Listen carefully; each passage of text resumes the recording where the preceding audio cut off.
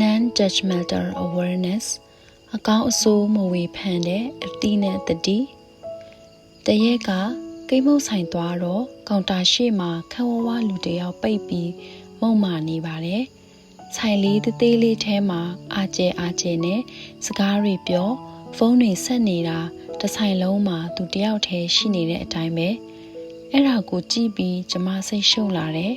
trigger ဖြစ်လာတာပေါ့ကျမကအဲ့လိုအော်ပြီးပြောတဲ့အတန်ကြဲကြီးတွေကြားရရင်နည်းနည်းစိတ်ရှုပ်တတ်ပါတယ်လော်စပီကာတန်တို့ကလေးတွေငိုတန်ရဲဖြစ်တန်တွေဆိုလဲသဘောမကျပါဘူးအဲ့ဒီခါမှာစိတ်ထဲကနေဒီလူကလည်းသူ့ကိုယ်ကြီးနဲ့အကုန်လုံးပိတ်ထားတယ်လူမှုရေးလဲနားမလဲနားညီလိုက်တာအဆရှိသဖြင့်စိတ်ထဲကဖြစ်လာပါတယ်အဲ့ဒီစိတ်ကိုတတိထားမိတဲ့အချိန်မှာအတော်အားကောင်းနေပြီကျမနေရင်ထိုင်ရင်ကိုအဲ့ဒီလူကိုကြည့်မရတော့ပါဘူးဒေါသအဖြစ်ပြောင်းပြီးလောင်မြိုက်လာနေပါပြီကျမမျက်မှောင်ကျုပ်ပြီးစူပုတ်ဖြစ်လာပါပြီတကယ်တော့ဒေါသထွက်စရာအကြောင်းရည်လို့လည်းမရှိပါဘူးသူ့ဘာသူဝါတာလဲကိုယ့်ကိုထိခိုက်တာမဟုတ်ဘူးသူအတန်ကျဲတာကလည်းကိုနဲ့မဆိုင်ဘူးသူမှာထားတဲ့ပစ္စည်းရရင်သူထွက်သွားမှာပဲဒါကိုမြင်နိုင်တဲ့တတိမရှိလိုက်တော့မိနစ်ပိုင်းလေးအတွင်းမှာပဲသူ့ကိုကြည့်ပြီးကိုယ်စိတ်မှာ negative energy တွေအဖြစ်ခံလိုက်ပါတယ်အကုသိုလ်တက်လာတာပေါ့ဒါပေမဲ့ကျမတတိထားလိုက်မိပြီးချက်ချင်းပဲစိတ်ကိုပြောင်းလိုက်ပါတယ် Oxford ဆရာတော်ကြီးရဲ့ non-judgmental awareness ဆိုတာလေးကိုတတိရလိုက်မိပါတယ် awareness ဆိုတာကတော့တတိဖြစ်ပြီး non-judgmental ဆိုတာကအကောင်းအဆိုးမဝေဖန်တဲ့စိတ်ပါပဲကိုယ်စိတ်နဲ့လိုက်ပြီးမဝေဖန်ပဲအရှိကိုအရှိတိုင်းလက်ခံသတိရှိနေတာဟာ non-judgmental awareness ပါပဲကျမကိုကျမပြန်စဉ်းစားမိတော့ကျမဟာအရင်ကအင်မတန်မှ judgmental ဖြစ်ခဲ့ဖူးပါတယ်ကျမအတွက်မြင်သမျှကြားသမျှတွေဟာကိုယ်စိတ်နဲ့မကိုက်ညီဘူးဆိုရင်ဝေဖန်ပြစ်တင်လိုက်ဖို့အမြဲအဆင်သင့်ဖြစ်နေခဲ့ဖူးပါတယ်ဘာဖြစ်လို့ဒီလိုတွေဖြစ်နေရတာလဲဆိုပြီးမကြည်မနှက်ဖြစ်လိုက်ဖို့စိတ်ကတိတ်ကိုလွယ်ကူခဲ့ပါတယ်ဒါကြောင့်မို့ကျမအရင်တုန်းကရေးခဲ့တဲ့စာတွေဆိုရင်အခုအချိန် memory မှာပေါ်လာလို့ပြန်ဖတ်မိတဲ့အခါတိုင်းကိုရေးခဲ့တာမဟုတ်ရဲ့လားဆိုပြီးချက်သိမ်းတောင်ထားမိတာပါပဲအတုံးအနှုံးတွေလည်းအတော်ကြမ်းတမ်းတယ်ကျမဖြစ်ပစ်ခဲ့တဲ့ post တွေအများကြီးပါပဲအဲ့ဒီတုန်းကကျမကနိုင်ငံတကာလည်းအတော်နှံ့နေခဲ့တဲ့သူဖြစ်ပါတယ်ဒါကြောင့်ငါသွားနိုင်တယ်ငါရောက်နိုင်တယ်ဆိုတော့အာတာနဲ့မာနလည်းဝင်နေခဲ့တယ်စေတနာနဲ့အတွေ့အကြုံတွေမျှဝေခဲ့တယ်ဒါပေမဲ့ကျမရေးတဲ့လေတံကဒေါသပါနေတယ်မေတ္တာမပါပါဘူးမကြင်မနှံ့နဲ့ထိုင်ပြောနေတဲ့အတိုင်းပဲအဲ့ဒီတုန်းကခဏအဆဲခံရပါတယ်အခုတော့ကိုယ်စာကိုပြန်ဖတ်ပြီးကိုတောင်ဆဲချင်တာသူများလာဆဲတာလည်းမထူးဆန်းပါဘူးလို့တွေးမိတယ်အခုချိန်မှာကျမက judge လုပ်တာအတော်ကြီးကိုလျော့သွားပါတယ်ဒါကလည်း circle of control ကိုထိန်းချုပ်ထားလို့ရတဲ့အရာတွေအပေါ်မှာပဲအာရုံထားလိုက်တဲ့အတွက်ကြောင့်ဖြစ်ပါတယ်ကိုပြောင်းလဲလို့မရတဲ့အရာတွေအတွက်စိတ်ထဲမှာသိမထားတော့ဘူး non-judgmental awareness ကိုရလာပါတယ်ကိမုတ်ဆိုင်ကကိစ္စဟာဥပမာတစ်ခုအနေနဲ့ပြောပြတာဖြစ်ပြီးဒီလိုအဖြစ်အပျက်တွေဟာကျမတို့ကားမောင်းရင်းလဲဖြစ်တတ်ပါတယ်သွားရင်းလာရင်းနဲ့လည်းဖြစ်တတ်ပါတယ် Facebook သုံးရင်းနဲ့လည်းဖြစ်တတ်ပါတယ်သူများဝတ်တာစားတာသွားတာလာတာကိုကြည့်ပြီးတော့ကြိုက်တယ်မကြိုက်ဘူးပုံတုံးကြီးမမိုက်ပါဘူးဆိုတာမျိုးကလွယ်ဖြစ်တတ်ကြပါတယ်ဒါက auto mind အလိုအလျောက်ဖြစ်နေတတ်တဲ့စိတ်တွေပါတတိမထားတဲ့အခါသိတ်ကိုအားကောင်းနေတတ်ကြပါတယ်မနေ့ကပဲအမတယောက်နဲ့စကားပြောတော့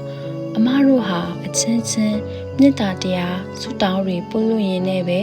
အရာရာကိုကြော်ဖြတ်ရမှာလို့ပြောတဲ့အတွက်ကိုတတိပေးသလိုလည်းဖြစ်ခဲ့ရတယ်Wonder Woman ရုပ်ရှင်ထဲမှာ Only love can save the world ကမ္ဘာကြီးကိုကယ်တင်နိုင်မှာချစ်ချင်းမေတ္တာတရားတစ်ခုတည်းသာဆိုတာလေးအမှတ်ရမိတယ်တရက်ကကျမမိတ်ဆွေ healers တွေအိမ်ကိုလာရင်ကျမရဲ့ chakra တွေကို balance လုပ်ပေးကြတဲ့အခါ heart chakra အားမကောင်းဘူးလို့ဆိုပါတယ် ကျမကတော့ကိုအတော်ပြောင်းလဲနိုင်ခဲ့ပြီးချစ်ချင်းမြတ်တာတွေပြည့်နေပြီလို့ထင်ပေမဲ့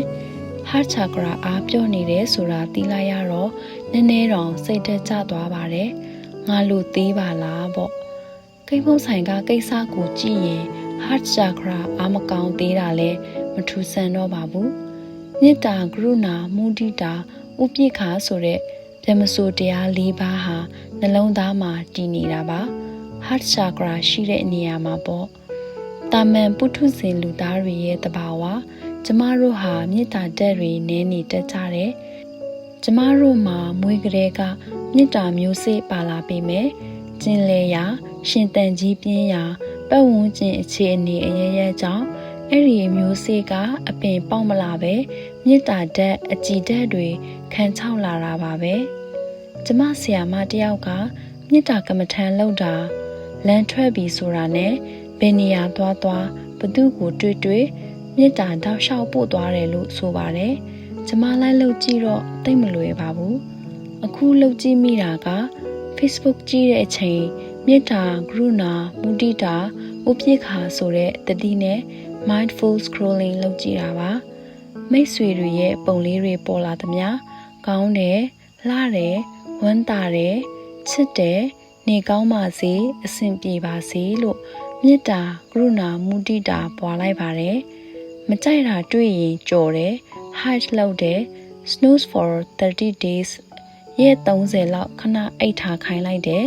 ဥပိ္ပခာထားလိုက်တယ်လူတွေမှာကမေတ္တာကရုဏာမုဒိတာဥပိ္ပခာဆိုတဲ့ဗြဟ္မစိုးတရား၄ပါးဟာ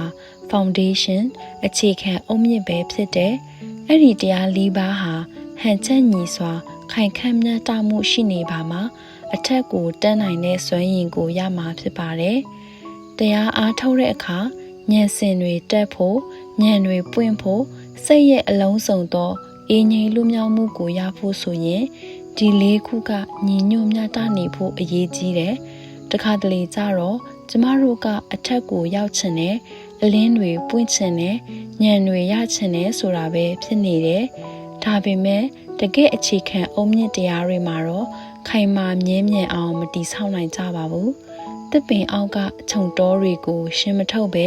ထိတ်ဖြာတော့တက်လို့ရမှာမဟုတ်ပါဘူးအဲ့ဒီအခါမှာသွားနေတဲ့လမ်းတွေကလည်းရောက်တဲ့လောက်ခရီးမရောက်ဘူးဖြစ်နေကြရတာပါဒါကကျမအတွက်လည်းအခုလိုနှစ်ကုံခါနီးအချိန်မှာကိုပြန်ပြီးသုံးသပ်ခြင်း reflection လုပ်ခြင်းလည်းဖြစ်တယ်ဒီစာလေးကဆရာတော်ကြီးနဲ့ကျမရဲ့ဓမ္မမိတ်ဆွေတွေရဲ့တရားစကားသတိပေးစကားတွေပေါ်အခြေခံထားတဲ့အတွက်သူတို့ကိုကျမကျေးဇူးတင်ပါတယ်။ဦးညွတ်ပါတယ်။